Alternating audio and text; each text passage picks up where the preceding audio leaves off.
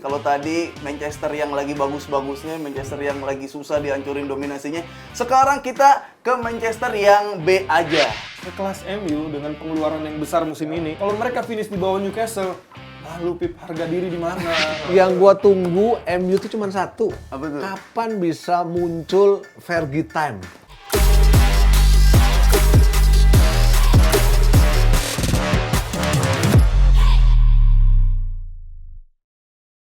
Balik lagi di Kick and Runs bareng Afif Safi di sini dan komentator andal kita ada Bung Bes dan Bung Supriyono Prima. Ini sekarang kita masih membahas Liga Inggris lagi. Kalau tadi Manchester yang lagi bagus-bagusnya, Manchester yang lagi susah dihancurin dominasinya. Sekarang kita ke Manchester yang B aja. Wah, ini skrip tuh ya, bukan gue ya. Ini bagus Manchester United, tapi kata skrip B aja. Nah, ini Manchester United akan berhadapan dengan Chelsea. Nah, kalau kita lihat ini pertandingan akan berlangsung Jumat nanti 26 Mei 2023. Midweek.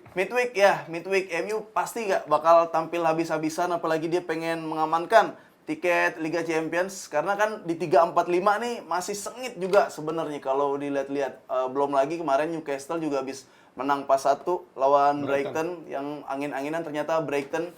Seperti apa kira-kira pertandingan yang akan berlangsung nih, Om Supri? Iya pastinya kan seru ya, apalagi kan untuk MU mereka ingin mendapatkan slot, mendapatkan tempat untuk Liga Champions musim depan ya kan.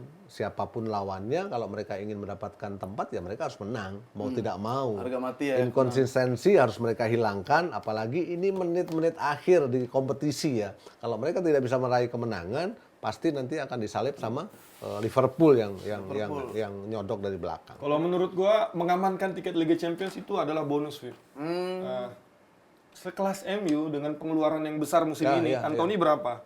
Si Casemiro berapa? Itu kan besar. Kalau mereka finish di bawah Newcastle, malu Pip, harga diri di mana? Tapi kan Newcastle jor-joran juga. Iya, tapi ini Newcastle gitu loh. Iya. Newcastle, tim yang istilahnya nggak punya sejarah yang sebesar Manchester United. Walaupun pernah punya Alan Shearer di sana, Shearer, David Ginola. Yes. Ya kan? Iya. Tapi kan posisi MU itu nggak di 4. Nggak di situ. Dan Cuman pantas MU kan mereka punya ada di 4. Ferguson, punya Ryan Giggs ya kan. Harusnya Era 92 itu kan jelas-jelas kan pemain-pemainnya luar biasa. Harusnya Beckham mereka muncul. ada di atas Newcastle. Jadi kalau menurut gua berada di target finish di posisi keempat, terus mereka senang, wah berarti standar mereka udah turun. Ya kan, standar mereka udah turun, ya selera mereka mungkin udah turun juga. Mestinya seleranya adalah ada di top 3, top 2. Top 2 kan bagus karena bersaing dengan juara walaupun juara 2. Kalau bisa malah juara. Dengan skuad yang musim ini belinya jor-joran juga, orang banyak bilang, wah ini nggak apa-apa, masih musim pertama, masih belajar, Erik ten Hag, kita udah puas kok masuk final FA segala macam. Alasan, semua itu adalah alasan karena pembelian pemain, terus pemain juga banyak yang lanjut dari musim lalu. Bruno Fernandes nggak kemana-mana, Rashford nggak kemana-mana, bahkan De Gea pun masih ada di situ. Finish di peringkat 4. Ya, tapi kan ini maksudnya pakai jargon lu mungkin percaya proses, santai dulu lah, karena kan emang ambruknya kan lumayan lama gitu kan, datang Ten Hag-nya baru belum kali Champion memang. tidak perlu harus nungguin jargon, percaya proses. Yang gua tunggu MU itu cuma satu. Apa tuh? Kapan bisa muncul Fergie time? Yang di saat tertinggal, gue bisa bikin kopi, kemudian satu-satu gitu loh. Moyes nggak bisa, ya kan? Ya diharapkan Ten Hag gitu. Ten Hag kemarin lumayan sih pas Barca tuh kan. Karena 1-0 asiknya Manchester United di era Ferguson itu gitu loh, dengan kualitas pemain individu yang luar biasa. Giggs, ada siapa? Scholes, ada Beckham ya kan. Tertinggal tuh kita sebagai penikmat sepak bola itu tuh asik gitu loh. Nah, tinggalin lah bikin kopi dulu. Katanya satu-satu.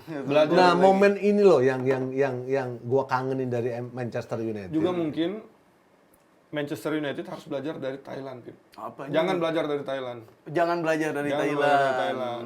Jangan mukul ofisial. Bukan. Satu kesombongan kecil itu bisa jadi kerikil yang menghambat. Emang sombong gimana Kan sekarang? di awal musim itu gue banyak dengar Tsunami Trophy. Tsunami Trophy belum kejadian, tapi udah tsunami, Pip. Ya kan, kesombongan. Satu kerikil kecil itu bisa menghambat. Ya kan, jadi satu-satu dulu aja. Ya kan. Tapi prosesnya di situ ya, bertahap. Nah, ini kita lihat 6 pertemuan terakhir antara Chelsea Manchester United. pernah imbang juga 2022. Ini skornya nggak terlalu gede-gede ya. Paling 3-1 itu juga udah 2020 tuh. Skor tipis. Padahal ya sekarang ada Rashford lah yang udah cukup oke lah. Kemarin golin lagi 2-0 lawan Wolf. Ngeliatnya gimana tuh? On fire ya. On fire lagi. Ya pastinya dengan dia bisa cetak gol, ya kepercayaan diri muncul. Ya harapan 2-1 untuk MU lah ya. Wis, 2-1. Seancur-ancurnya MU musim ini, seapes-apesnya MU, masih ada yang lebih apes, Pip. Siapa? Chelsea. Ya kan? Jadi duel tim yang nggak begitu bagus musim ini, ya masih lah. Saya lebih mengunggulkan MU ada di atas. Tapi kalau ini lebih ke apa sih ya secara prinsipal, maksudnya kalau Chelsea kan kayaknya nggak dapat apa-apa nih, menang kalah, kalah nggak digradasi, menang juga Conference League nggak dapat gitu. Dia bakal lepas. Biasa kalau kita di tim ada bonus menang, Om. Ada bonus. Itu yang dicari, itu yang dikejar. Berupa apa nih? Bukan uang, ada lagi yang lain-lain bonusnya. Pajero mungkin. Bagus. Wah, Kalau saya ngelihatnya Pip, ya, Chelsea sekarang harusnya fokusnya di musim depan. Dia udah mulai ngeliat lupain musim aja depan. nih. Ditata dulu lah. Tata musim depan. Jadi mulainya bukan di pre-season, bukan mulai di musim panas, tapi mulainya di pertandingan sisa ini. Sambil menyeleksi pemain-pemain yang layak. Siapa nih yang punya hati Chelsea? Siapa nih yang pengen kerja keras buat musim depan? Siapa nih yang cuma pengen numpang lewat doang ya? Diseleksinya sekarang. Karena gue ngeliat Chelsea ini gemuk. Dia beli pemain banyak banget, tapi yang main cuman ya itu-itu aja. Kayak Havertz lagi, ya kan, Mason Mount lagi. Ya harus mulai tegas menurut saya manajemen Chelsea. Buang yang nggak layak, buang mereka yang nggak kerja keras, pakai pemain yang mau kerja. Ya, nih kalau itu kita lihat dulu, kita mungkin kasih bumbu-bumbu biar lebih panas lagi pertandingan. Ini ternyata Ten Hag dan Lampard juga punya sejarah ya. Jadi Ten Hag itu pernah menang lawan Lampard dan Lampard pernah bikin Ajax gugur dari Liga Champions pas 2019-2020 dan Ten Hag akhirnya berhasil membalas di Liga Inggris dan Piala FA bersama MU. Nah, ini kita bahas pelatihnya deh sekarang deh. Ten Hag dan Lampard. L-nya kan loss kan orang bilang. Ya kalau gue sih lihat Lampard ya pastinya ketika dia berada di jajaran kepelatihan dia ingin mengembalikan dong eranya Chelsea dulu di saat dia masih bermain ya. Walaupun memang tidak mudah ya kan. Rekor pertemuan dengan Ten Hag walaupun pernah menggagalkan Ajax gagal di di fase grup ya. Tapi untuk pencapaian di saat menangani Everton ataupun Chelsea saya pikir Ten Hag masih unggul ya. Ten Hag masih unggul. Ini udah ya Lampard udah emang udah selesai, pasrah. Nostalgia kayaknya. Pengen ada nostalgia kejayaan. Karena kita tahu Chelsea sejarahnya nggak panjang. Sejarahnya baru tahun 2000-an. Banyak kan fans-fans baru munculan. Karena Chelsea beli pemain jor-joran. Terus menang IPL pertama kali. Waktu itu tahun 2000-an awal. Terus menang Champions League 2 kali. Dan Lampard bagian dari sejarah itu. Jadi mungkin manajemen berpikir bahwa ada nostalgia yang akan dibawa, tetapi secara kepelatihan menurut saya masih jauh. Belum ya? Masih jauh. Jadi masih harus belajar lagi. Mungkin ngelatih di divisi 2 dulu, bawa tim naik dulu dari divisi 2 ke divisi 1, kecepatan dia jadi pelatih di Premier League. Kalau dibandingkan sama Ten Hag yang udah punya pengalaman banyak, bahkan di Ajax, dia juara, dia bisa promosikan banyak pemain, terus pernah jadi asisten Pep juga kalau nggak salah. Ya, waktu itu ya, di Munchen. Misalnya pengalamannya udah banyak. Kalau dari segi kepelatihan ya jauh lah. Ada beberapa level di atas si ETG. Oke, ini kita lihat head to head Manchester United dan Chelsea. Kalau dari kiper De Gea yang sekarang lagi sering blunder udah kelihatan dan Kepa ini. Kiper terbaik loh musim ini. Iya, Golden Gloves. Karena serang. Dia punya. Tapi lemah di kaki ya kan. Umpannya kan nggak begitu sukses. Ini dua-duanya emang bukan tipikal kiper ini, kiper passing yang jago passing kan? Iya, walaupun memang terlihat ya clean sheet-nya kan jauh berbeda. Tapi 16. Dua kiper ini uniknya dua-duanya dari Spanyol. Yang melahirkan kiper sepak bola proaktif. Tapi justru mereka nggak terlalu terbiasa dengan itu. Kenapa kira-kira? Karena mereka mainnya di Liga Inggris. Iya, tuntutan untuk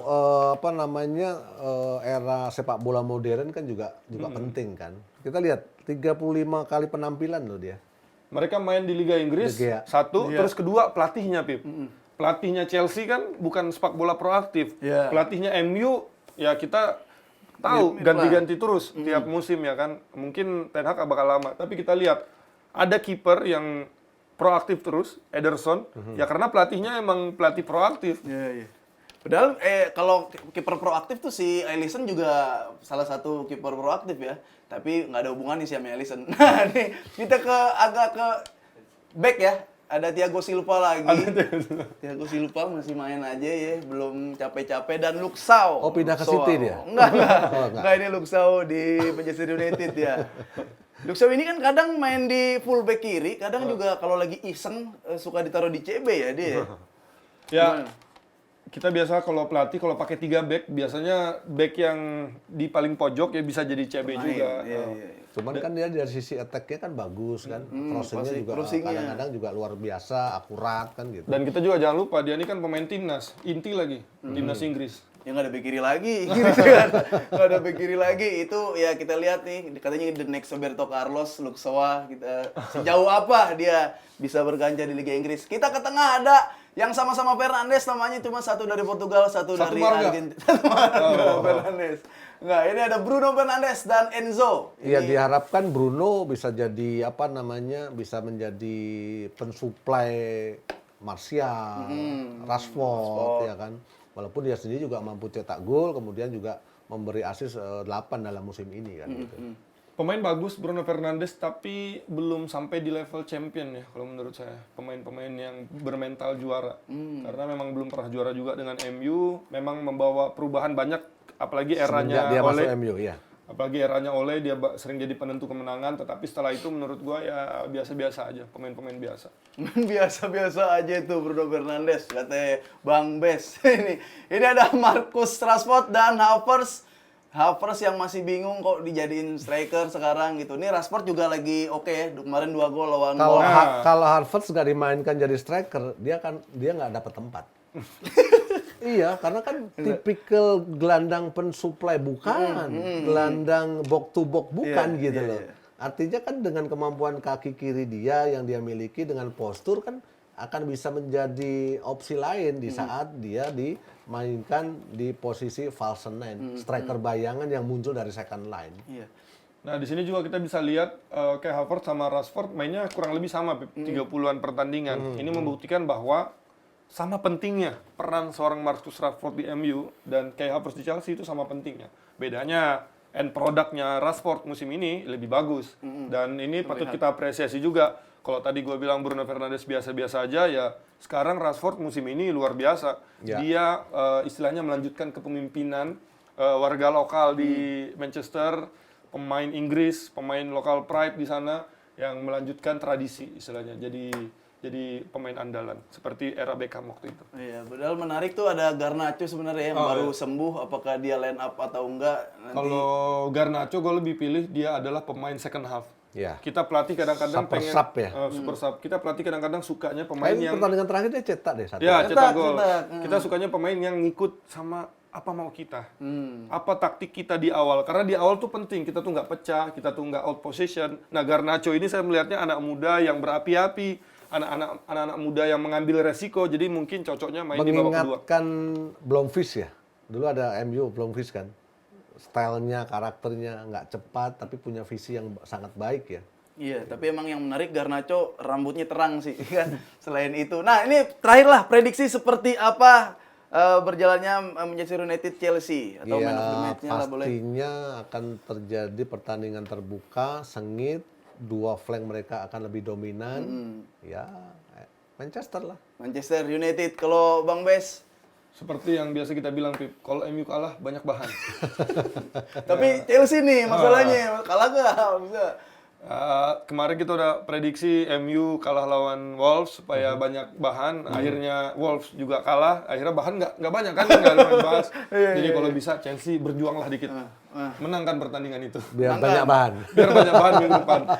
Menangkan pertandingan itu Chelsea itu kalau dari komentar-komentar dari Kick and Runs. Boleh juga buat Run Sport Mania di komen Manchester United berhadapan dengan Chelsea itu skornya berapa, prediksinya seperti apa. Nah, nggak kerasa sudah di akhir acara nih kita. Waduh, kita udah ngomongin tadi Indonesia sebagai Raja Asia Tenggara gitu kan. Kita udah bahas Liga Champions, kita udah bahas Liga Inggris juga. Dan jangan lupa sekali lagi Bentar, Pip, gue potong, Pip. Tadi kita udah bahas soal kerikil yang bisa menghambat ya kan. Kita masih belum jadi raja Asia Tenggara. Yes. Kalau mau jadi raja Asia Tenggara, AFF. AFF Suzuki Cup atau AFF apapun namanya itu harus kita menangkan. Berarti gue Intinya- nih salah satu intinya- faktor Jangan yang bikin bikin jumawa awal Intinya loh. si jangan game kerikil. itu menjadi momentum awal Nah. untuk kita kembali Nah, lagi itu dia. bisa disebut macan Asia. Kita jangan mencontoh Manchester United dengan tsunami trofinya. Bim. Iya, gue jadi Iya, dikeramahin di akhir acara. Pokoknya terima kasih. Jangan lupa like, komen, dan subscribe channel YouTube Rans Sportainment. Sampai ketemu lagi di Kick and Runs.